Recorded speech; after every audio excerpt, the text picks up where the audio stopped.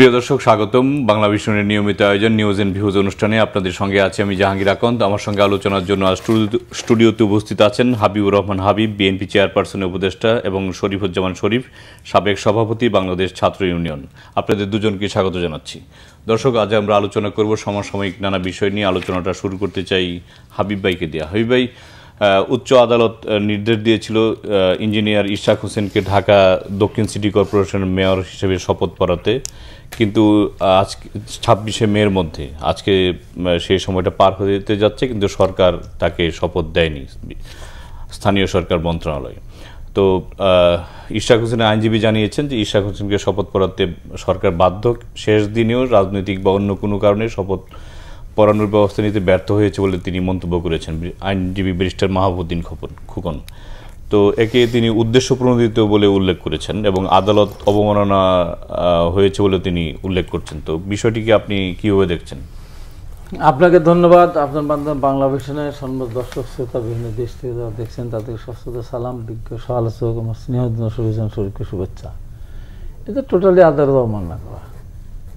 সরকারের থেকে সরকারের আদালত, সরকারের নির্বাচন কমিশন কাউকে হিসেব করতেছে না। মানে বিগত সরকার যেমন আদালতকে নিজের কথা মতো চলতে বাধ্য করেছে, এরা তাই চাচ্ছে, তাই করতে চাচ্ছে। বিগত সরকার আদালতকে নিজের মতো ব্যবহার করেছে বলে দেশনীতি বেগম খালেদা জিয়াকে সাজা দিয়েছে বিনা কারণে, তারেক রহমান একটা জুয়াদারণ দিয়েছে, আমাকেও দিয়েছে। তো এরা তাই চাচ্ছে। যেখানে আদালত বলছে, যেখানে নির্বাচন কমিশন গেজেটভুক্ত করেছে, সেখানে স্থানীয় সরকার মন্ত্রণালয়ের দায়িত্বপ্রাপ্ত উনি বলেন 10টা কারণ আছে ইশরাককে শপথ না পড়ানোর পিছনে বা বিপক্ষে। আমি 10টা কেন, 10,000 থেকে তাতে আসা যায় না। ইশরাক সাহেবকে শপথ পড়াতে বাধ্য, না পড়লে গায়ে ধরে। এই তো এখন একটা কথা যে আমাদের সাংবাদিকেরা বিভিন্ন জন না বুঝে একটা কথা বারবার বলেন, যাচ্ছে একটা অবৈধ নির্বাচনে আপনারা সেই নির্বাচনে মেয়র শপথ এত ব্যস্ত হয়ে গেলেন কেন? এই যে একটা বড় একটা ভুল কথা। নির্বাচন তো অবৈধ না, ওই নির্বাচনটা ছিল পার্টিসিপেটিভ নির্বাচন, ইনক্লুসিভ নির্বাচন। ভোট দিতে দেয়নি, ভোটের রেজাল্ট কারচুপি করেছে, ওইটা ছিল আপনার হলো অবৈধ। নির্বাচন তো অবৈধ ছিল না। এইটা নিয়ে অনেকে না বুঝে এটা নিয়ে বলে। আমি সেদিন একটা অনুষ্ঠানে বক্তব্য করলাম, সব প্রশংসিত সব কিছু হলো, তারপরে ভাই অবৈধ নির্বাচনের মেয়র নিচ্ছে। অবৈধ নির্বাচন তো না, নির্বাচন বৈধ, কিন্তু ফলাফল অবৈধ ঘোষণা করেছে বলেই এখন সে ওই সরকার চলে গেছে, এই সরকার এটাকে বৈধ করেছে। তো এখন এরা যদি বিগত সরকারের পদাঙ্ক অনুসরণ করতে চায় তাহলে তো করার কিছু নেই। তারাও যায়নি এসে শপথ পড়াতে, এরাও দিচ্ছে না। এবং দেখেন চিরাংতেও করেছে, সাদত হোসেন করছেন, ডাক্তার সাদত। তো এখানে কি ব্যর্থ হলো কেন? এটা প্রতিহিংসা বা না বুঝে অবুঝ বালকের মধ্যে বালক সুলভ আচরণ। এই বালক সুলভ আচরণটিতে দেশ চালানো যাবে না। এবং এখানে আমি আজকে স্পষ্ট করে বলি, আজকে এই যে সংকট সৃষ্টি হয়েছে, টোটাল এই সংকট সৃষ্টির পিছনে ডক্টর নিজে দেয়। উনি ছাত্রদের দল করেছেন, উনি এই দেশের এই যে সিনিয়র সিনিয়র এই যে সচিবদেরকে তাদের মাথার উপরে তার নাতির বয়সে ছেলেদেরকে বসিয়ে দিয়েছে। আন্দোলন করে একটা জিনিস, দেশ পরিচালনার একটা জিনিস, আজকে বাধ্য হয়ে এটা তো সার বলতে বাধ্য তারা প্রোটোকল অনুসারে। তো এই সমস্ত তামাশা করার জন্য ডক্টর ইউনূসকে আমরা করি না, আমরা এতদিন কথা বলি নাই। আজকে সংকট সৃষ্টি করেছেন উনি, ছাত্রদের দল করিয়েছেন উনি, মাস্টার প্ল্যান ডেকেছেন উনি, আমাদের বুকের উপরে উনি বুট চাপা দিয়েছেন, কলিজার উপরে আঘাত এনেছেন। আমরা সারা বছর আমরা 16 বছর আছে, 16 বছর কিছুই পাই, কোথায় ছিলাম আমরা 16 বছর? আমরা 16 বছর বাড়ি ছাড়া ছিলাম, ঘর ছাড়া ছিলাম, আমরা মাঠে শুয়েছি, রাস্তায় থেকেছি, জেলখানায় থেকেছি, বউ বাচ্চার কাছে যেতে পারি নাই, ছেলের মুখ দেখতে পারি নাই, ছেলে বড় হয়েছে এত বড় নয়, এত বড় বলতে পারি নাই। আপনারা কোথায় ছিলেন? কোথায় ছিলেন আপনারা? যেখানে 18 সাল নির্বাচন রাত্রিবেলা ভোট হয়ে গেল, কোথায় ছিলেন? 24 সাল নির্বাচন হয়ে গেল একটা, কোথায় ছিলেন তখন? ঘর ঝড় গেছে, বন্যা গেছে, কোথায় ছিলেন আপনারা? আজকে আমাদেরকে প্রশ্ন করেন কোথায় ছিলেন? কিছুই তো পারেন, এমনি হয়েছে। মারা গেছে কতজন? এই যে শ্রমিক, ওভার চালক, পাঠার চালক, রিক্সাওয়ালা, ঝাল মুড়ি বিক্রেতা, মুচি, চামার, কারা এরা দিয়ে মতো কেন এলাকায় থাকতে পারে না? মনে করছে একটা আন্দোলনের মধ্যে দিয়ে ফ্যাসিলিটি পরিবর্তন এলাকায় যেতে পারো, আর কাউ স্বীকার করতেছে না। ঢাকা বিশ্ববিদ্যালয়ে আমরা তো ঢাকা ছাত্র ছিলাম, সেলিম দুলাল আমার সাথে থেকে মারা গেছে, শহীদ হয়েছে, একদিন মারা যায়নি। আহতের তালিকা খুব একটা বেশি নেই। আজকে সমস্ত কিছু আন্দোলনের মালিক হয়ে গেছে, তারা মারা গেছে। বিশ্ববিদ্যালয়ের ছেলেরা মারা গেছে, শ্রমিক সাধারণ মানুষ, তাদেরই কোথায়? তাদেরকে কেউ চিন্তা করে? সবশেষে যেটা বলি, এই যে দীর্ঘ এই আন্দোলনের মধ্যে এই এতগুলি মানুষ শহীদ হলো, খুব বেশি না, 15 থেকে 2000 ম্যাক্সিমাম, এই পরিবারগুলির খবর নিয়েছে। কালকে 4 জন বিষ খেলো কেন? তাদের চোখ হারিয়েছে, চিকিৎসা না পাওয়ার জন্য। আমি একদিন বলে 7 দিনের ভিতরে আমার ব্যবস্থা না, আমি আত্মহত্যা করবো। তাকে বুঝিয়ে বললাম আত্মহত্যা তুমি করো না। আহতদের খোঁজ খবর নিয়ে না, চিকিৎসা নিতে পারে না কেন? কি করছে সরকার? একদিন বলতে আপনাদের থেকে বেড করে দিয়েছে, আপনারা তো বাইরেছেন। হ্যাঁ, আমাদের মামলা এখনো শেষ হয়নি, আমাদের এখন হাজিরা মামলা জামিন কেটে যায়, কিন্তু প্রধান উপদেষ্টার সব মামলা প্রত্যাহার হয়েছে, ট্যাক্স মাফ হয়ে গেছে, অ্যাডভান্স ট্যাক্স মাফ হয়ে গেছে। আর আমাদের এখনো হাজিরা দিতে হয়, বৈষম্য শিকার এখনো আমরা। শরীফ, আপনার কাছে আসছি। ইশরাক হোসেনের শপথ নিয়ে আমরা আলোচনা করছিলাম। তো যেই আইনজীবী আপনার ইশরাক হোসেনের শপথ না দেওয়ার জন্য রিট করেছিল, দেখা যাচ্ছে তার সাথে এনসিপি একটা যুক্ত আছে। এবং আমার প্রশ্ন হচ্ছে যে এনসিপির কেন এত ইন্টারেস্ট ইশরাক হোসেনকে শপথ না দেওয়ার ব্যাপারে? কেন তারা মানে এই ধরনের একটা, যেখানে সব রাজনৈতিক দল তাকে শপথ দেওয়ার জন্য বলছে এবং তার এটা প্রাপ্য বলছে, সেখানে এনসিপি কেন এটা নিয়ে বিরোধিতা করছে? ধন্যবাদ আপনাকে, ধন্যবাদ দর্শক শ্রোতাদেরকে, হাবিব ভাইকে শুভেচ্ছা। বেশ কয়েকদিন ধরে বাংলাদেশের এবং রাজধানী শহরের বেশ আলোচিত একটা বিষয়, আমাদের এখানে স্থানীয় সরকার ব্যবস্থায় যে সিটি কর্পোরেশন, এই সিটি কর্পোরেশনের যে নির্বাচনগুলো হয়েছে, যে তর্কটা হাবিব ভাই বললেন, যে বিতর্কটা সামনে আনার চেষ্টা, যে অবৈধ নির্বাচন, অবৈধ মেয়র, বৈধ মেয়র। আমাদের এখানে নির্বাচনগুলোতে কিন্তু অংশগ্রহণটা ছিল। বরিশাল সিটি কর্পোরেশনে চরমোনাই ইসলামী আন্দোলন বাংলাদেশের একজন শক্ত প্রতিনিধি কিন্তু নির্বাচনে অংশগ্রহণ করেছে। 19 সালে সিলেট সিটি কর্পোরেশনে বদরুদ্দিন আহমেদ কামরান, আরিফুল হক চৌধুরী এবং জামাতের এহসানুল মাহবুব জুবায়ের, তারা কিন্তু নির্বাচনে অংশগ্রহণ করেছিল। ইঞ্জিনিয়ার ইশরাক হোসেন তিনি মামলাটা করেছিলেন কিসের? নির্বাচন, ভোট।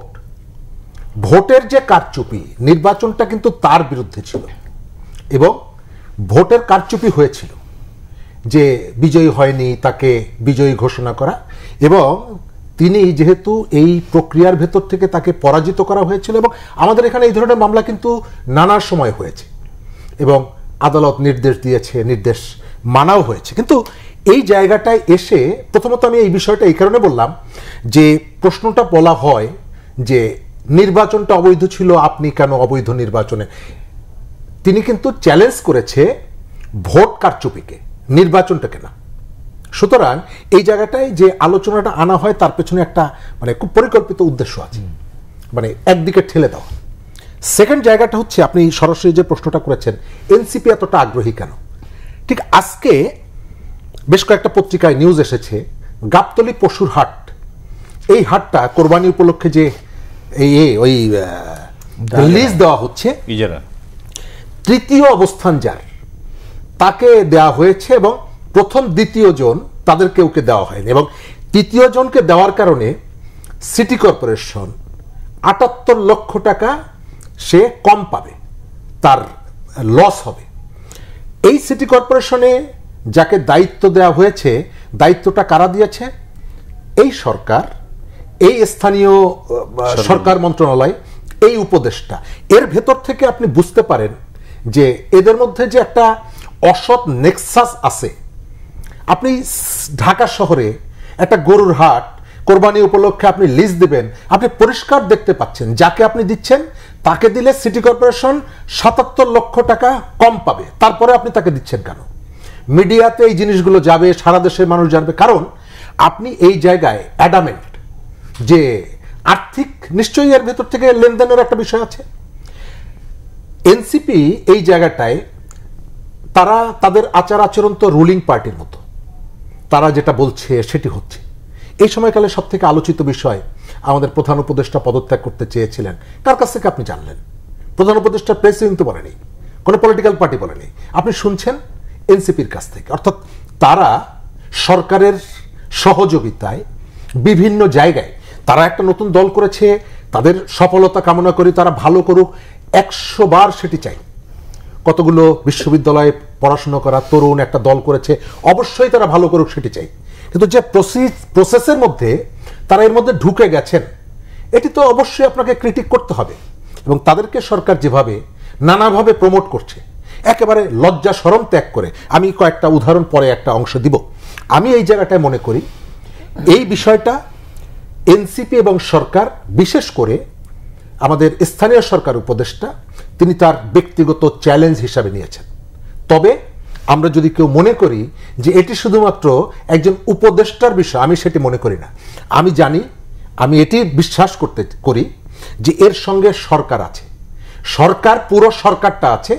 তবে মানে ব্যাটলফিল্ডে কেউকে সামনে ঠেলে দেওয়া হয়, তো এখানে একজন উপদেষ্টাকে সামনে ঠেলে দিয়েছেন। এই যা কিছু হচ্ছে অন্য উপদেষ্টারা জানেন না? অবশ্যই জানেন। প্রধান উপদেষ্টা জানেন না? অবশ্যই জানেন।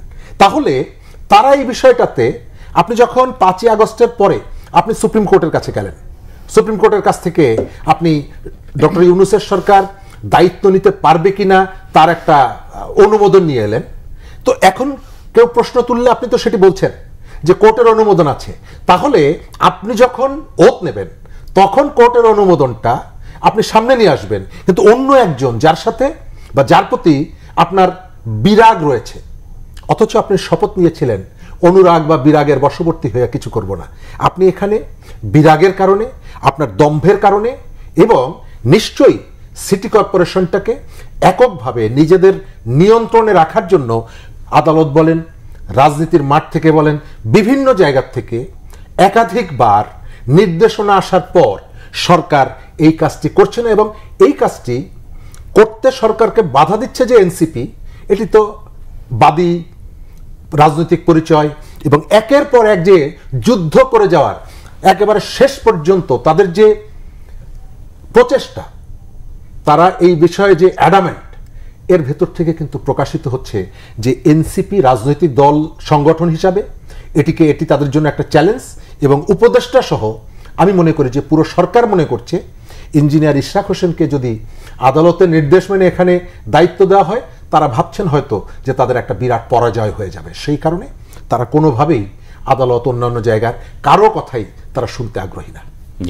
আমি আপনার কাছে আসছি, সেটা হচ্ছে যে এই যে শপথ নিয়ে সরকার যা করছে, সেটা কি সরকারের ভিতরের কি রূপটা আপনারা দেখতে পাচ্ছেন, বা সরকার কি রূপটাতে দেখাতে যাচ্ছে? এই রূপটা বিগত ফ্যাসিস্ট আওয়ামী লীগ ছিল, তার চেয়ে কঠিন ফ্যাসিস্টের রূপ দেখাচ্ছে। আওয়ামী লীগ তো বলাই চল না, যেসব ভাষায় কথা বলতো ওদের কাছে, তাও তো বলতো নালিশ পার্টি, সালিশ পার্টি, এগুলি বলতো। এইরকম ধমক তো দেয়নি। বিএনপিকে ধমক দেয়, নির্বাচনের কথা বলা যাবে না, মুখে উচ্চারণ করা যাবে না, এই সমস্ত অদ্যত্বপূর্ণ কথাবার্তা। আর কোলে উঠে যে ছেলে সারা বছর থাকে, সে ছেলে 5 বছর 10 বছর হাঁটা শিখে না। এরা সরকারের কোলে উঠে দল করতে হবে, সরকারি দল। এক বড় হবে আর কোন দিন এরা বড় হবে, এক কোলতে নামাই ধাবাস করে পড়ে যাবে। খালি বলুক যে এরা সরকারের অংশ না। দেখেন তো কয়জন সাথে থাকে, দেখছে তো, পয়লা বৈশাখে দেখছে না? হ্যাঁ, স্টেজের লোক কম, নিচের লোক কম। সেদিন গেছিল বিশাল সেই এর মতো পানিপথের যুদ্ধের মতো হাজার হাজার সৈন্য নিয়ে চলে গেল কোথায়? নির্বাচন ঘেরাও করতে গেল, লোকে লোকারণ্য, রাজপথ ফাঁকা, গিয়ে ওখানে গিয়ে সাংসদ আগে দিতে হবে। নিজেরা বুঝে না যে তখন সারা জাতি, সারা মানুষ তাদের পক্ষে নেমেছিল, তাদের পক্ষে নেমে সরকারের পতনের জন্য। তারা সাথে যদি বলতো যে আমরা 72 সালের সংবিধান ছড়িয়ে ফেলে দেবো, আমরা এইটা করব, আমরা সেটা করব, কাছে পেত না। সবাই মিলে বিগত সরকারকে পতন চেয়েছিলাম। এখন এরশাদকে নিয়ে যে খেলা খেলছে, এই খেলার প্রতি তাকে বিদায় হয়ে যেতে পারে। আমার মনে হচ্ছে সে এরশাদকে শপথ পড়ানো বাধাগ্রস্ত করতে গিয়ে তার বিদায়টা সে সুনিশ্চিত করছে। এর বিদায়তে যুক্তি আছে। আমরা কি এয়ারপোর্টকে বলে দিয়েছি রেড অ্যালার্ট? আমরা দিয়েছি। এয়ারপোর্ট বলেছে এই এর উপদেষ্টার এপিএসটা পেশ ছিল, সে বিদেশ যেতে পারবে না। কেন? কারণ কি? দুর্নীতি করেছে। এই দুর্নীতির ভাগীদারকে সে না, অতএব সে কেন থাকবে পদে? এটাকে ঠেকাতে গেছে, নিষ্পন্ত নিজেই ঠেকে যাবে, আমি দৃঢ় বিশ্বাস করি। আমরা তো শুরু করি জাস্টিস মব, কি মব জাস্টিস, এখানে গেল জগন্নাথের ছাত্ররা আসলো, শিক্ষক হলো, তাদের পানি ঢালা হলো, বোমা মারা হলো, কি টেস্টেল মারা হলো, পিটানো হলো। আর এখানে গেল ঠান্ডা পানি ভিজাই ছিটাই দিল, দিয়ে শাহবাগে পাঠালো, তারপর আওয়ামী লীগ বাদ। এবং ষড়যন্ত্র কোথায় আছে আমি বলি, এটা প্রধান উপদেষ্টা বলেছেন আওয়ামী লীগকে নিষিদ্ধ করার কোনো পরিকল্পনা আমাদের নাই, একাধিকবার বলেছে না। তারপর যেই এখানে মব জাস্টিস হলো, আওয়ামী লীগকে ব্যান করলো, ভালো কথা, আমরা চাই, হয়েছে। এখন নির্বাচনের ডেট দেবে না, শিডিউল দেবে না, আবার গিয়ে শাহবাগে বলবে না, যমুনায় বলবে, আর উপর থেকে পানি ছিটাবে, গরম পানি, শীতের দিন হলে গরম পানি দেবে, ঠান্ডার দিন গরমের দিন ঠান্ডা পানি ছিটাবে। সেটাই বলো যে এটা তো নির্বাচন চায় না, অতএব রাজনৈতিক দলগুলো নির্বাচন না চায়, তাহলে তো নির্বাচন হবে কেন? এইগুলি ষড়যন্ত্র আছে। এবং এই যে আমি আজকে একটা বক্তব্য এই কথাই বলছি আর কি, যে বিয়ে সাথে না থেকে বিয়ে দিন নিয়ে আসলে তো 1 বছর অপেক্ষা করেছিল একটা বাচ্চার মুখ দেখার জন্য। এই 9 মাসে 25টা সন্তান প্রসব করেছে এই সরকার, 25টা রাজনৈতিক দল নাকি, 25টা দল 9 মাসে আপনি দিয়েছে, চিন্তা করতে যায়। এবার জাতির সাথে তামাশা করতে হবে, মাস পর হিন্দু চলে যাচ্ছে ওখানে ডোল লগন নিয়ে, 5 বছর থাকতে হবে, 10 বছর থাকতে হবে। আর কিছু কিছু আছে যারা রাজনীতির সাথে সম্পর্ক তো নাই, কোনো কিছু সম্পর্ক নাই, তারা টেলিভিশন দেখাচ্ছে, বিভিন্ন মিডিয়াতে দেখাচ্ছে, সোশ্যাল মিডিয়া দেখাচ্ছে, নির্বাচন নাই, দরকার নাই নির্বাচন। একবার জাতি একে আমরা ফার্সের মধ্যে পড়ে গেছি, আমরা মানে আমরা তামাশা জাতি হয়ে গেছি। আর আমার দেশে তো কত মানুষ আছে যারা দেশ ছেড়ে চলে গেছে, দেশকে ভালোবাসে না, তারা দেশের বিপদে ছিল না, তাদের নিয়ে এসে নিজের উপদেষ্টা বানাচ্ছেন। ওরা কী চাবে? ওরা তো 2 দিন পর যখন বেকার দেখবে, ওই যে বিদেশ যাওয়ার নাম করে যাবে, আসবে না তো, আগে থেকে কেটে পড়ে। আওয়ামী লীগের মতো দল যারা বলতো আমরা দেশ ছেড়ে যাবো না, আমরা অমুক দল তমুক দল, তার দলের লোক 2 দিন আগে যারা বুঝতে পেরেছিল, একজনও নয়। শেখ ফ্যামিলির একজন ধরা পড়ছে, বলুন তো, একজন ধরা পড়ছে? ছোট শেখ বড় শেখ কেউ ধরা পড়ে নাই, কেন? তারা সবসময় লিখেছে আগে, তারা জানতে হয়েছে যে অবস্থা খারাপ। তো এরা যারা আছে, এরা একটু হলেই এতে ওই বিদেশ যাবে, আসবে না, শেষ পর্যন্ত রেড অ্যালার্ট জারি করা লাগবে যে বাংলাদেশের উপদেষ্টা পরিষদের অমুক সদস্য খুঁজে পাওয়া যাচ্ছে না, দেশ ফসল, তাদেরকে নিয়ে ধরে দেওয়া, বাংলাদেশে ঢুকিয়ে দেওয়া হোক। এই সমস্ত না করে, এই সমস্ত বিশৃঙ্খলা সৃষ্টি না করে একটা নির্বাচন চাওয়াটা খুবই স্বাভাবিক। 17 বছর মানুষ ভোট দিতে পারে নাই, আমরা বলতেছি না কালকে দাও, 1.5 বছর সময়, ডিসেম্বর 1.5 বছর হলো না, তার কতদিন লাগে? এবং এই যে পর্যন্ত যে সংস্কার নামে কী করছে বলুন তো, একটা সংস্কার করলো তো ভালো, আপনি একটা সংস্কার করলো, শুরু সে 60 বছর আগে মৌলিক গণতন্ত্রে ফিরে গেল। এটা নিয়ে আসবো একটু পরে। শুধু আপনার কাছে আসছি, সেটা হচ্ছে যে সরকারি চাকরি সংশোধন অধ্যাদেশের প্রতিবাদে সচিবালয়ে বেশ কদিন ধরেই বিক্ষোভ করছে কর্মকর্তা কর্মচারীরা। আজকেও তারা কাজকর্ম রেখে বিক্ষোভ করেছেন এবং আগামীকালকে কঠোর কর্মসূচি পালন করবে বলে তারা হুঁশিয়ারি দিয়েছেন। এবং মঙ্গলবার আগামীকালকে সচিবালয়ে দর্শনার্থী প্রবেশ বন্ধ থাকার ঘোষণা দিয়েছে সরকার, স্বরাষ্ট্র মন্ত্রক প্রজ্ঞাপন দিয়েছে। এখন প্রশ্ন হচ্ছে যে সরকার এই সময়ে এসে এ ধরনের বিতর্কিত একটা অধ্যাদেশ কেন অনুমোদন দিল? ধন্যবাদ। এই প্রশ্নটা আমারও। জনপ্রশাসন সংস্কারের জন্য সরকার কিন্তু একটা সংস্কার কমিশন করেছে। সেই কমিশন কতগুলো কাজ করছে। জনপ্রশাসনের কাছ থেকে এটা মূল কাজটা হচ্ছে পাবলিককে সার্ভিস দেওয়া। সরকার, আমার অবজারভেশন হচ্ছে, অপ্রয়োজনীয় কতগুলো সমস্যা, অপ্রয়োজনীয় কতগুলো ইস্যু এখানে রেজ করছে।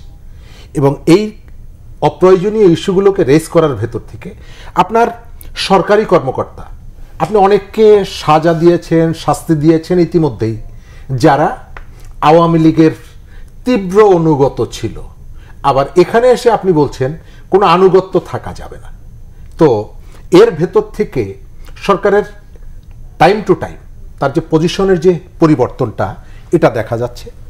অবশ্যই সরকারি কর্মচারীরা চাকরি বিধি মেনে তিনি চাকরিটা করবেন, কিন্তু কখনো কখনো আপনাকে তাকে আইনের মুখোমুখিও করতে হবে, আবার প্রশাসন পরিচালনার জন্য আপনার কতগুলো নমনীয়তাও রক্ষা করতে হবে।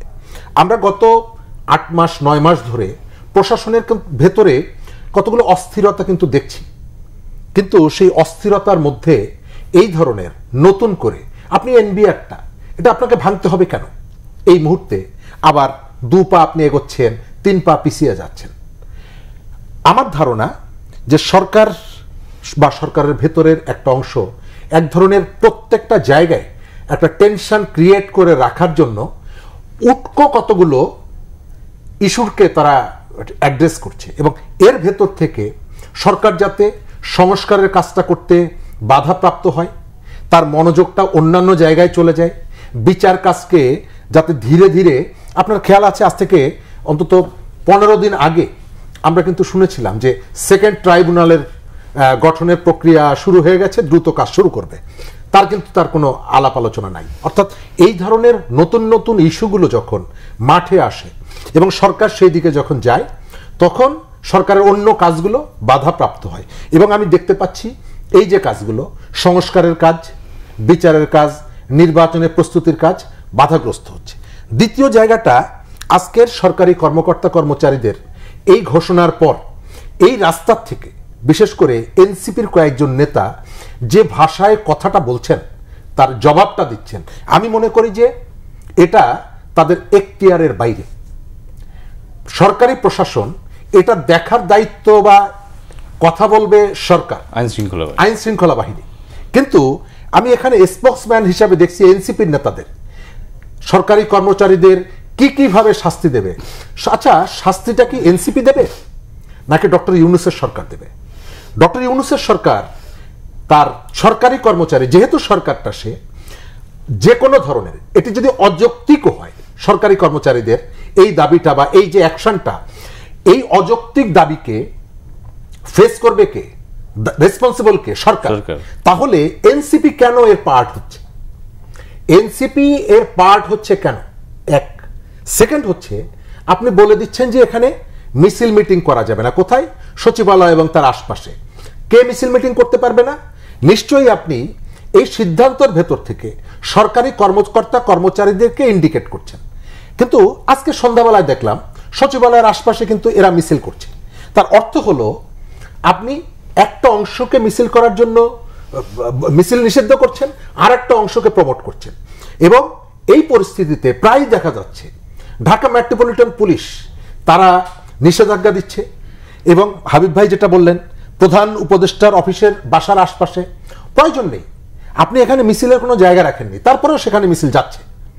কেউ কি আপনি গোলাপের পাপড়ি ছিটাচ্ছেন, আর কারো মিছিলের উপরে আপনি ককটেল মারছেন, আপনি সাউন্ড গ্রেনেড ইত্যাদি মারছেন। একটা সরকারকে হতে হয় সবার।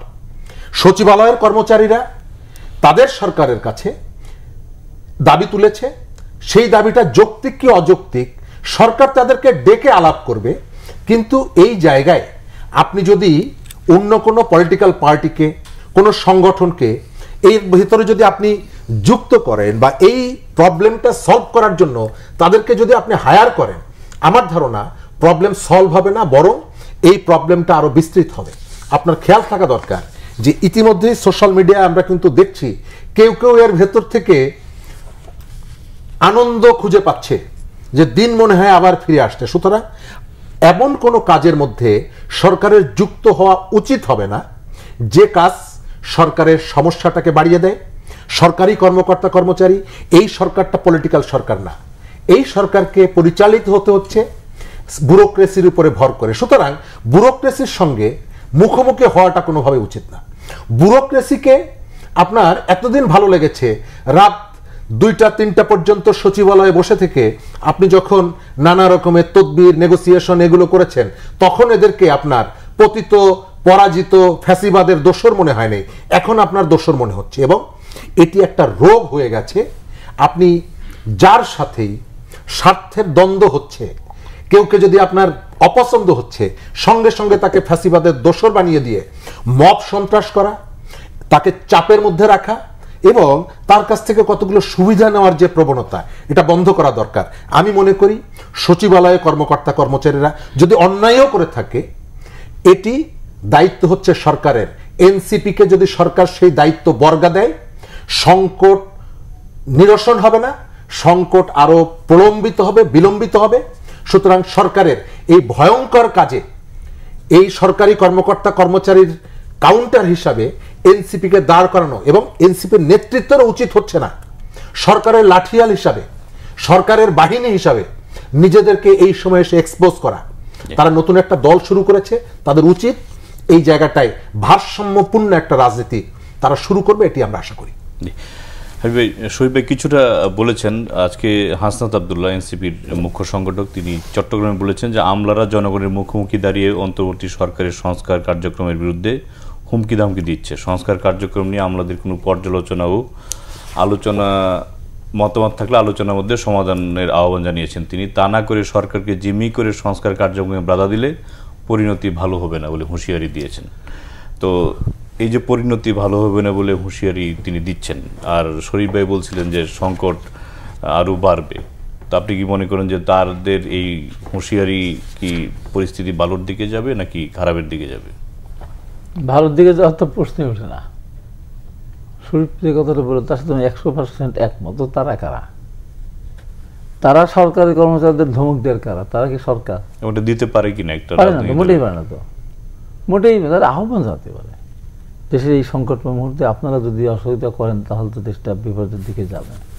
ধমক দেওয়ার তো অধিকার তাদের নেই। এই জন্য বলি তাদের কোনটা করা উচিত আর কোনটা করা উচিত না, এই দেশটা তাদের না। এই দেশটা হলো নাবালক সরকারের। নাবালকের কোনো কান দোকান থাকে? এই সরকার তো নাবালক সরকার। নাবালকদের দিয়ে তাদের কোনো অবদানই নেই এই দেশে। 16 বছরে কোনো খবর ছিল না, তাদেরকে নিয়ে এসেছিল কোনটা কাজ আর কোনটা অকাজ সেটা তো বোঝেন। এই যে অকাজ একটা করে বসছে, পরপর 4টা অকাজ করলো। প্রথম অকাজ করলো একজনকে নিয়ে আসলো আমেরিকার থেকে, নিয়ে এসে সে এখানে একটা খুন খারাপি করে গেছিল, মানুষ বলে, আমি তুমি যাই না। খুল্লুর রহমান গিয়ে বন্ধ মানে মানবিক করিডোর দেওয়ার জন্য একটা মোটামুটি একটা পর্যায়ে চলে গেছিল। কেন? মায়ানমারের এয়ারপোর্ট আছে, সেখানে সমুদ্র বন্দর আছে, ওখানে মাল খালাস করবে, ওখান থেকে পাঠায়, আমার এখানে কেন? দেখ 1 টাকা 8 টাকা করলো ওদের নিজে। পোর্টকে বিদেশিদের দ্বারা পরিচালনা করতো। কেন? আমি 53 বছর পর আগে লুজিং কনসার্ন ছিলাম তখন করতো, এখন লাভের মুখ দেখছি, এখন কেন পারবো না? কাউকে না জানে না বলে 1 টাকাম 8 টাকাম করলো এনবিআর বিলুপ্ত করে দিয়ে, 8 টাকা এই সরকারি কর্মকর্তাদের যে বিধি যেটা করতে গেল, একটা পর একটা অকাম করলো, তো বিপদে পড়লো তো কারা পড়লো? আর সবাইকে ধমক দেবে। এত ধমক দিয়ে এত ওজন কি ওদের আছে? এত ওজন কি আছে? এই যে শুধু বিশৃঙ্খলা সৃষ্টি করতেছে। আমি আজকে খুব স্পষ্টভাবে এটা আমি বলেছি যে এই টোটাল এই সিচুয়েশনের ক্রিয়েট করেছেন ডক্টর ইউনূস এবং নিজের কারণে। আন্দোলন আমরা সবাই করেছি, আমার বন্ধুমুক্ত উত্তরবঙ্গ, সেই পঞ্চগড় থেকে শুরু করে খুলনা পর্যন্ত, রূপসা পর্যন্ত একজনও ছিল না উপদেষ্টা। আমাকে আন্দোলন করি নাই। সব উপদেষ্টা, সব বুদ্ধিকে কুমিল্লা চিরাঙের, হ্যাঁ, সব বুদ্ধি চিরাঙের কুমিল্লার লোক, আর কোনো জায়গায় কোনো পার্টিসিপেশন নাই। উনি যা ইচ্ছা তাই, উনিকে যা ইচ্ছা তাই করার মতো ওনার সেই সেই সেই অর্জন বা সেই অবদান ওনার আছে। এই বৃষ্টি হয়েছে, ঝড় হয়েছে, সাইকেল হয়েছে, কোনোদিন আমরা দেখি নাই 5 কোটি টাকা মানুষ পাশে গেছে কোনোদিন? এই দেশের কোন কাজে উনি আসছেন? হ্যাঁ, উনি নিজে শিক্ষকতা করেছেন, পরবর্তী উনি গ্রামীণ ব্যাংক করেছেন, উনি নিজের মামলা সব প্রত্যাহার করে দিলেন। আমাদের মামলা এখন আমাদের হাজিরা দিচ্ছেন, কেটে যায়। ওনার কত 600 কোটি টাকা, কত কোটি টাকা তার সুদ মাফ করলেন, আরও কয়েক বছর তার দেওয়া রাখবেন। এই যে এখন যিনি প্রধান, তিনি যদি সব নিজের সুবিধাটুকুই দেখেন, তারপর আবার গ্রামীণ ব্যাংক কী করতেছে, গ্রামীণ কি আরও টেলিকম আরও কী কী সব নতুন ব্যবসা, এবং শেষ পর্যন্ত আদম ব্যবসায় নামা চিন্তা ভাবনা করতেছে। তো এই যে অবস্থার সৃষ্টি হয়, এত তো ওনার পাওয়ার কথা না।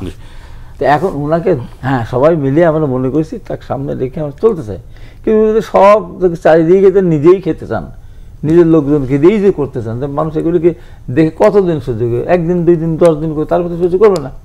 আসল জায়গায় যেতে চাচ্ছে না, আসল জায়গায় যেতে চাচ্ছে না। আমাদের ওখানে একজন ঘোড়া ছিল, তো এখন পানি উঠার দিকে, পানি দিকে এবার তো কষ্ট লাগে, ও পুকুরে নামায় পানি খাওয়াতে চায়, কিছুদিন নামতে চায় না। ওনার অবস্থা হচ্ছে তাই, আর কি বলবো। একটা বিরতি নিয়ে আসি শরীফ ভাই। প্রিয় দর্শক, নিচ্ছি ছোট্ট একটি বিরতি, সঙ্গেই থাকুন, ফিরছি কিছুক্ষণ পর।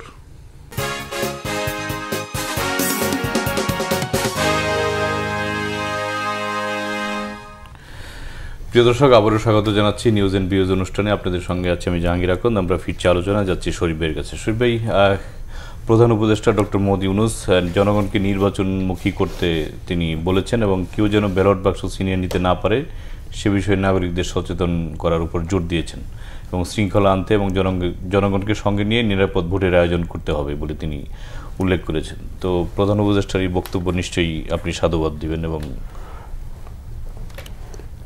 নির্বাচন নিয়ে সরকারের যে কোনো বক্তব্য আমি সন্দেহের চোখে দেখি, কারণ আমার সিক্স সেন্স এখনো বলে যে বক্তব্য না দিলেও তো আবার সন্দেহ, পুরো টিমটা নির্বাচনকে বিলম্বিত করতে চায়।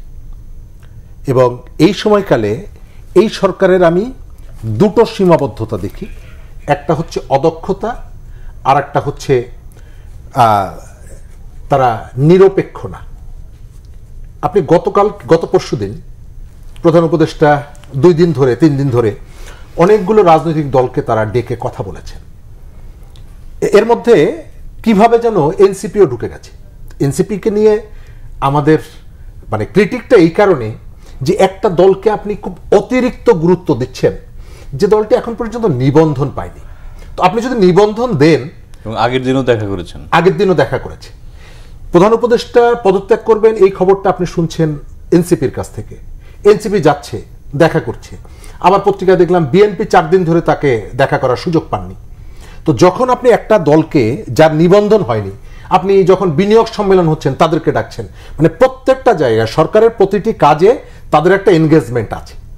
আবার এটি আমি দর্শকদের কাছে মনে করিয়ে দিই, গণ অভ্যুত্থানে বাম যে সংগঠনগুলো তাদের শক্তি সামর্থ্য অনুযায়ী একটা অংশগ্রহণ ছিল এবং তাদের অনেকের কর্মীও মারা গেছে। পরশুদিন উনি যাদেরকে ডেকেছেন প্রত্যেকটা রাজনৈতিক দলের প্রেসিডেন্ট সেক্রেটারি ডেকেছেন, কিন্তু সিপিবির প্রেসিডেন্ট সেক্রেটারিকে ডাকেননি। সিপিবির কেন্দ্রীয় কমিটির একজন সদস্যকে ডেকেছেন যিনি একসময় প্রেসিডেন্ট ছিলেন। বাসদের প্রেসিডেন্ট সেক্রেটারিকে ডাকেননি, তাদের সাবেক আহ্বায়ককে ডেকেছেন। অর্থাৎ এর ভেতর থেকে আমি গভর্নমেন্টের যে দৃষ্টিভঙ্গিটা দেখতে পাই সেটা হলো যে একটা আপনার কাউকে যদি আপনার কোনো রাজনীতি পছন্দ নাও হতে পারে, কিন্তু সরকারের পজিশন থেকে আপনি এটা করতে পারেন না। আপনি সমস্ত রাজনৈতিক দলের মূল লিডারশিপকে ডাকছেন, আপনি বেছে বেছে 2-3টা দলের মূল লিডারশিপকে ডাকছেন না। এর ভেতর থেকে দুটো, একটা হচ্ছে যে কোনো একটা দলকে বা কারো পরামর্শে আপনি এটি করছেন, অথবা এই দলগুলোর মধ্যে হয়তো যদি কোনো রকমের কোনো বিরোধ বা এই ধরনের কোনো প্রবলেম থাকে সেটিকে আপনি প্রমোট করছেন।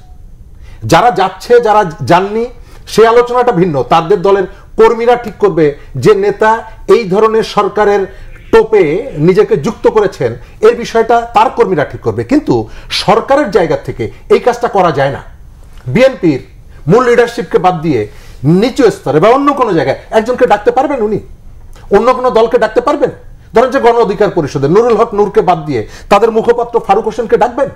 তাহলে এই জায়গাটা এই কাজটা কেন করলেন?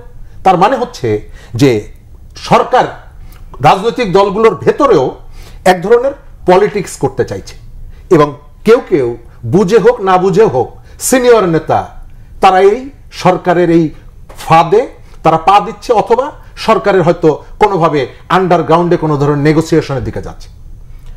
আপনি যে প্রশ্নটা করেছেন এই প্রশ্নটার জায়গাটা হলো আমরা নির্বাচনটা চাই, কিন্তু এই নির্বাচনটা সরকার যখন শুনছে তখন আপনি দেখবেন আমাদের সেনাপ্রধান, আমি তো মনে করি যে 5ই আগস্টের গণ অভ্যুত্থানে শেষ দিকে সেনাবাহিনী এবং তারপর থেকে এখন পর্যন্ত এই ভূমিকাটা যে ভূমিকাটা নিয়েছিল সেই ভূমিকাটা যদি না নিত তাহলে বাংলাদেশের ইতিহাস অন্য রকমের হলেও হতে পারত না, হতো। এবং আমরা এই যে পরিবর্তনের সারথি হিসাবে সেনাবাহিনীকে দেখি, সারা পৃথিবীতে সেনাবাহিনী ক্ষমতা ধরে রাখতে চায়, বাংলাদেশের সেনাপ্রধান নির্বাচনের কথা বলছে, তিনি তো অন্য কিছু বলছেন না যে আমাদেরকে পাওয়ার ভাগাভাগি করে নিতে হবে। তো তিনি যে বক্তব্য দিয়েছেন এই বক্তব্যের মধ্যে আমি সব জায়গায় বলি যে আমি 4টা বিষয় দেখি। একটা হচ্ছে একটা নির্বাচিত সরকারের প্রয়োজনীয়তার কথা বলেছেন। আমাদের এই যারা এখন এটি নিয়ে আপত্তি করছেন তাদের একটা বিরাট অংশ আজ থেকে 1 বছর আগে প্রকাশ্যে বলেছে যে এখানে আর্মির ইন্টারভেনশন দরকার, সেনাবাহিনীর আসা দরকার, সেনাবাহিনী আসুক। মিছিল হয়েছে না? তো সেই সেনাবাহিনী এখন আপনাকে ভোট চাইছে বলে আপনি তাকে ভারতের দালাল বানিয়ে দিচ্ছেন, আপনি সেনা ক্যান্টনমেন্ট আপনি আক্রমণ করবেন, ঘেরাও করবেন, ইত্যাদিতে করবেন। অর্থাৎ শেখ হাসিনার সময় মনে আছে ভোট চাওয়ার পরেই তারা বলতো তুমি ভোট চাও মানে হচ্ছে তুমি বিএনপির দালাল, তুমি ভোট চাও মানে তুমি জামাতের দালাল, তুমি জামাত বিএনপিকে ক্ষমতা আনতে চাও। ঠিক একই রোগ এখনো আমাদের একটা বিরাট অংশের মানুষের মধ্যে এখন সেই যে ও তুমি ভোট চাও তার মানে হচ্ছে যে তুমি অপরাধী, তুমি ভোট চাও মানে তুমি আওয়ামী লীগের দোসর। অর্থাৎ ব্যক্তির পরিবর্তন হলেও আচরণের পরিবর্তন, কালচারের পরিবর্তন হয়নি। শেখ হাসিনার অনুগতরা কি বলতো? উন্নয়নে দরকার শেখ হাসিনার সরকার, তারপরে বললো বারবার দরকার শেখ হাসিনার সরকার, তারপরে সারা জীবন দরকার শেখ হাসিনার সরকার। এখন এইখানে আবার বলছে বিকল্পকে, হাসিনার বিকল্প। এখন সেম ডক্টর ইউনূসের বিকল্পকে। আরে ডক্টর ইউনূসের বিকল্প ডক্টর ইউনূস আমি মনে করি 5ই আগস্টের পরে আমাদের বেস্ট সিলেকশন ছিলেন, তিনি পারফেক্ট পছন্দটা ছিল। কিন্তু তিনি যে টিম ওয়ার্কটা, এই যে আপনি চট্টগ্রাম বন্দরের কথা বলছেন, উনি কি বললেন যে চট্টগ্রাম বন্দর মানে ফাংশনটা ঠিক মতন হচ্ছে না, আমরা বিদেশ থেকে লোক নিয়ে আসবো। আমি আপনাকে জিজ্ঞেস করি, আগস্ট জুলাই অভ্যুত্থানের আহতরা 5 জন বিষ খেয়েছে কেন? তাদের ট্রিটমেন্টটা প্রপারলি হচ্ছে না, তাই তো? তো ট্রিটমেন্টটা প্রপারলি হচ্ছে না। আমাদের স্বাস্থ্য উপদেষ্টাকে গ্রামীণ ব্যাংকের ডক্টর মোহাম্মদ ইউনূসের পুরনো সহকর্মী, তো এইখানে উনি ডেকে এনে চট্টগ্রাম বন্দর দেওয়ার আগে এখানে স্বাস্থ্য মন্ত্রণালয় একজন বিদেশি এসে বসায় দিক, স্বাস্থ্য উপদেষ্টাকে সরিয়ে দিয়ে। কই, সেটা তো হচ্ছে না। তো আমরা, তিনি ভোটের কথা বলেছেন, ভোটের প্রস্তুতি এভাবে হয় না, এভাবে ভোটের প্রস্তুতি হয় না। জনগণকে আপনি ওয়ার্ম আপ করান ভোটের দিকে। সরকার বলুক যে আমি এই সময়ের মধ্যে নির্বাচনটা করব, এই ডেটের মধ্যে নির্বাচন করব। বাংলাদেশের মানুষ গত 15 বছর তার ভোটাধিকার প্রয়োগ করতে পারেনি। আপনাকে এখানে ওয়ার্কশপ করতে হবে না ভোটের জন্য, জনগণ মুখিয়ে আছে ভোট দেওয়ার জন্য। কিন্তু সরকারকে স্পষ্ট করে বলতে হবে যে আমি এই প্রক্রিয়ার মধ্য দিয়ে আমি সংস্কারের কাজটাও করব, বিচারের কাজটাও করব, নির্বাচনের দিকে এগোবো। আপনি যদি আন্দাজে মোটামুটি একটা আধ্যাত্মিক কথা জনগণকে জাগিয়ে তোলেন, এইভাবে জনগণকে ভোটের দিকে নিয়ে যাওয়া যায় না। হাবিব ভাই, আপনারা 4 দিন অপেক্ষা করেছিলেন প্রধান উপদেষ্টার সাক্ষাতের জন্য এবং অবশ্যই সাক্ষাৎ পেয়েছেন। তো অন্যান্য রাজনৈতিক দলগুলোর সাথেও তিনি বৈঠক করেছেন। আমার প্রশ্ন হলো যে এই সাক্ষাতে কি পেল বিএনপি? এবং শরীফ ভাই একটি কথা বলেছে যে নির্বাচনকে বিলম্বিত করতে চায় সরকার। এই দুটো বিষয় আপনার 4 দিন পরে আমরা সাক্ষাৎ পেয়েছি, কিন্তু সরকার আমাদেরকে অসম্মান করেছে, ইচ্ছা করে অসম্মানিত করেছে। যেমন এখানে ওই স্থানীয় সরকার যার বিরুদ্ধে আমাদের অভিযোগ, আপনার বিরুদ্ধে আমার অভিযোগ, এখানে বৈঠকে আপনি যদি থাকেন তাহলে আমাকে অসম্মান করা হবে না? চ্যালেঞ্জ করছে বিএনপির কি থাকুক, কত বড় স্পর্ধা, কত বড়। অথচ 5 তারিখে আগেও ওই যখন ওনাকে 8 তলে এত সারা পৃথিবীময় ক্ষমতা যার 100-র বেশি নোবেল লরিয়েট তার পক্ষে বিবৃতি দিয়েছিল, কিন্তু ঢাকা 10 কোটে ম্যাজিস্ট্রেট কোর্টে 8-9 তলা উঠতো, লিফট বন্ধ করে পায়ে হেঁটে উঠতো, কোনো বিবৃতিতে কাজে আসে নাই। ডক্টর ইউনূস সরকারের প্রধান, বাট সরকারটা তো উনি একা চালান। বলি আমি, তখন এই বিএনপির লোকেরা, ছাত্রদল, যুবদল, আইনজীবীরা ওই লিফট ছাড়াই তার সাথে হাঁটতে হাঁটতে হাঁটতে হাঁটতে এজলাসে গিয়েছে, আবার তাকে হাঁটতে হাঁটতে নামিয়ে গায়ে ধরতে দিয়েছে। আর সেই বিএনপি উনি বসিয়ে রাখেন কার সামনে? যার বিরুদ্ধে অভিযোগ দিয়েছে, সুনির্দিষ্ট অভিযোগ, অস্বীকার কোনো উপায় নেই। এরা যদি আজকে খোঁজা যায় দুর্নীতি, সবাই বলবো না, বিএনপি তো ওইখানে অনেক প্রতিবাদও জানাইতে পারতো, সেটাও তো জানায়নি। করমর্দন করেছে আপনার নেতা। চলে আসবে ওখান থেকে, চলে আসবে, দেখার পর চলে আসবে। আমরা ব্যক্তি ইন্ডিয়ার, আমি যেমন অনেক ডক্টর থেকে আমার পছন্দের লোক না থাকলে বাইরে চলে আসে, করবো না তার সাথে। বিএনপি তো দায়িত্বশীল একটা দল পারে সেটা করতে, উনি করালেন কেন? এই জব তোমার দিতে হবে। এবং এখন যে আমার ভাই শরীফ যেটা বললেন, উনি নির্বাচন ভোট যেন ব্যালট পেপার নিয়ে দৌড় না মারে, এই কথা বলতেছে। নির্বাচনের তো নামই নাই, ছেলের বিয়েই দিলাম না, ছেলের বাচ্চার সুন্নতি খাতনা খাওয়ার জন্য দাওয়াত দিয়ে বসে থাকলাম, এই অবস্থা কি তাই না? এতদিন বলতেন যে নির্বাচনের কথা বলেন, এখন তামাশা। তামাশা তো উনি বললেন যে ডিসেম্বরের ভিতরে নির্বাচন হয়, বলেন আগে। ওনার পেজ গভীরতা বললেন না 26 জনের মধ্যে, হয়তো উনি বড় না উনি বড়। এক লোক জেরা করতে চাই, ভাই বয়সে বড় কে? তুমি না তোর বাপ? বাপ তো খারাপ ভাবে, বাপ তো গল্প মারে সেই বড়, ভাষাটাই বাপ তো। এখন বড় কে? ইউনিসেফ বড় না পেজ বড়? বলেন তো, কোন তামাশার ভিতরে আমরা আছি? হ্যাঁ, এবং এমন একটা অবস্থার মধ্যে, মানে বিব্রতকর অবস্থার মধ্যে পড়ে কি করবো? মানে এতদিন এই দেশ থেকে চলেও যেতে পারবো না, বয়স হয়ে গেছে, এখন মরে যাওয়া ছাড়া কোনো গতি দেখতেছে না। আরও যে কি দেখবো, এই সমস্ত যা শুরু করেছে এই সরকার। এবং এখানে দেখেন নির্বাচনের খেলা এই যে বলা হচ্ছে, এখানে আরো কিছু দল আছে, এগুলো উস্কাছে একটা প্যাকেজ। এরা কারা? হ্যাঁ, যারা অনেক দল আছে, আমরা তো একটা জোট করে নির্বাচন করবো, আমাদের যারা আন্দোলনের সহকারী যারা সহযোগিতা ছিল, আমাদের ঘোষণাও আছে যে আমরা রাষ্ট্রীয় ক্ষমতা গেলে আমাদের তাদেরকে সাথে নিয়ে আমরা রাষ্ট্রটা ঠিক মতো পরিচালনা করবো, কিন্তু আছে। কিন্তু এই যে একটা জোর দিয়ে বাঁচছে যারা, তার নিজেরা এখন ক্ষমতা, তারা কিন্তু ক্ষমতা এইগুলি কিন্তু ক্ষমতা নাই। আমাদের সাকিব দল বলেন, মান্নাবাদ দল বলেন, আমার এর দল বলেন, কমিউনিস্ট পার্টি বলেন, এরা কিন্তু ক্ষমতার ভাগ পাচ্ছে না। ভাগ পাচ্ছে কারা? ভাগ পাচ্ছে এনসিপি, ভাগ পাচ্ছে জামাত, ভাগ পাচ্ছে বিএনপি, হ্যাঁ, আর ভাগ পাচ্ছে ওই ইসলামী দলগুলি আছে না, তারা তো নির্বাচন না করেই তো সব কিছুই পাচ্ছে। নির্বাচন করলে তো তখন ধরা খাবো, তখন তো জিততে পারবো না। তো যতদিন যায় ততদিন চলুক। আর সরকারে যারা আছেন এদের কি ভালোই তো লাগতেছে, নরম নরম গদি, পুলিশ ফেরত দেয়, ভালো খাবার টাওয়ার ভালো আসে, থাকলেই বাকি। এই যে প্রলম্বিত করতে গিয়ে যে উনি নিজেও বুঝতেছেন না, উনি নিজেও ক্ষমতা দীর্ঘদিন থাকার একটা ইচ্ছা। আমি কথা বলতে চাই না, আমাদের গয়ের আজকে কথা বলে ফেলেছে। কথা বলতে যে ডক্টর ইউনূস পদত্যাগ করবেন, দেহ ত্যাগ করবেন, তা পদত্যাগ করবেন না। তো এই হলো অবস্থা। আমরা চাই না, এটা সমালোচনা আমি করতে চাই না, মনের দুঃখে কষ্টে, এগুলো এত কষ্ট, এত রক্তদানের পরে এখন এই যে যেটা গোলমেলে যে অবস্থা, ওর বিরুদ্ধে সমালোচনা, ওর বিরুদ্ধে আমরা কারোর বিরুদ্ধে সমালোচনা করতে চাই না। যখন কেউ বলে বসে তার উত্তর না দিলে তো শরীরের ভিতর থেকে সে জ্বালা যন্ত্রণা মেটে না। তাই বলি সবাই মিলে ঐক্যবদ্ধ হয়ে একটা সুন্দর নির্বাচন হোক, দেশটাকে আমরা সঙ্গে এগিয়ে নিই। শুরু আমরা একেবারে শেষের দিকে আপনার কাছে যে প্রশ্ন সেটা হচ্ছে যে আজকে জাতীয় ঐক্যমত্য কমিশনের সাথে প্রধান উপদেষ্টা বৈঠক করেছেন এবং সেখানে সিদ্ধান্ত হয়েছে যে জুনের প্রথম সপ্তাহে সংস্কার কাজ নিয়ে দ্বিতীয় দফায় আলোচনা শুরু হবে রাজনৈতিক দলগুলোর সাথে। এখন আমার প্রশ্ন হচ্ছে যে প্রথম দফা তো বেশ আলোচনা হলো দীর্ঘ সময় ধরে, তৃতীয় দফা তারপরে কি? আমি এর আসলে শেষ কোথায় এটা বুঝি না। যে প্রক্রিয়ায় একের মধ্যেই ঘোরাফেরা করছে সরকার এবং সংস্কারের নামে, ফ্যাসিবাদ প্রতিরোধের নামে, আমার মনে হয় যে চর্বিত চর্বণ হচ্ছে। যাদেরকে ডেকে এনে এই দায়িত্বগুলো দেয়া হয়েছে এদের ডেডিকেশন নিয়ে প্রশ্ন আছে, বাংলাদেশে এদের এই কাজগুলো করার নৈতিক অধিকার আছে কিনা এগুলো নিয়ে প্রশ্ন আছে, গত পণ্যের সম্পৃক্ত আছে কিনা এটা নিয়ে প্রশ্ন আছে, উপরি স্তরের কতগুলো জিনিস আপনি নিয়ে আসছেন। এমনকি গত 15 বছরে দুঃশাসন বিরোধী যত ধরনের অনলাইন এবং অফলাইন যে ফাইটগুলো হয়েছে সেই ফাইটে তাদের অংশগ্রহণও ছিল না।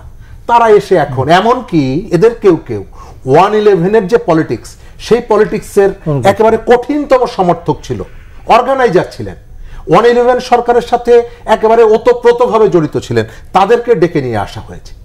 আমি শেষ করব এই জায়গাটায় যে সরকার কেউ কিন্তু এখনো বলছে না যে ডক্টর ইউনূস তোমাকে আগামী পরশু দিনের মধ্যে ভোট দিয়ে তারপরের দিন চলে যেতে হবে।